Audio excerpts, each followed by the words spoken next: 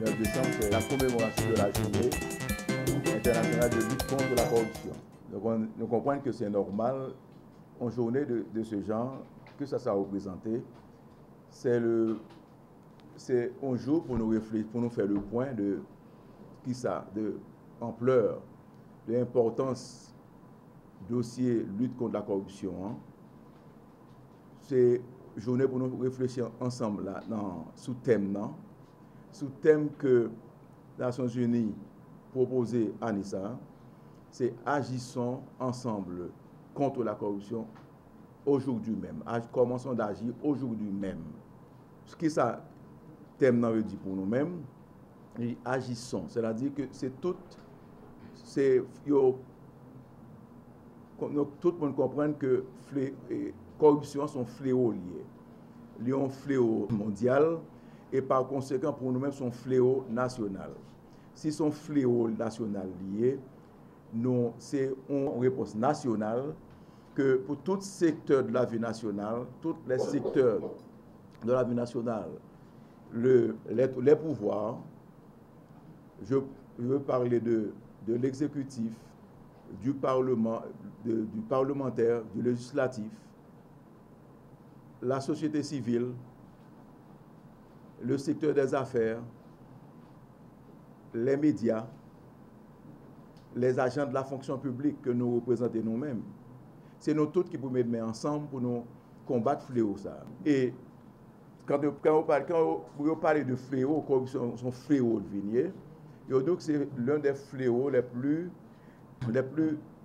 complexes, les plus difficiles à combattre en ce troisième millénaire. C'est le fléau du XXIe siècle. Nous comprenons que la bonne nouvelle que nous avons récemment sur le fléau qui était le sida, eh bien, c'est prévalence réduite qu'on y a en Haïti, par exemple, c'est parce que tout secteur société, c'est ce partenariat secteur privé, secteur public qui te met ensemble, qui permettent que taux de prévalence au sida est baissé.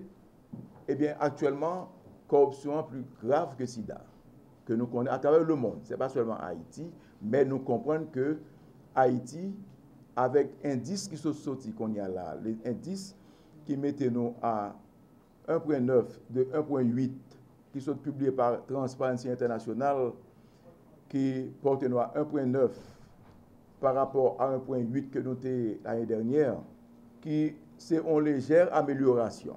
C'est-à-dire que si tout le monde continue à faire travail, nous avons fixé ensemble objectif là, il y a de cela 9 mois. Si tout le monde fait travail, nous-mêmes au niveau de l'ULCC, en fonction du mandat que nous gagnons par l'État, que l'État d'Haïti ban nous, que la société a ban nous, depuis 9 mois, c'est un travail tout azimut que nous lançons, c'est un croisade tout azimut. Nous, dans tout secteur de la fonction publique, nous avons fait des enquêtes de conformité, nous avons mis de l'ordre dans actuellement plus d'une douzaine de ministères et de organismes, de grands organismes de l'État. Nous vous rappelez le cas, par exemple, du Nord-Ouest. Nous sommes dans l'éducation, nous sommes dans les affaires sociales, nous sommes un peu partout dans la santé publique. Et vous rappelez combien de cas que nous mettons en prison, par exemple, dans le Nord-Ouest, dans l'éducation, dans tout l'autre domaine, dans tout l'autre secteur et la fonction publique là. Nous du même coup, nous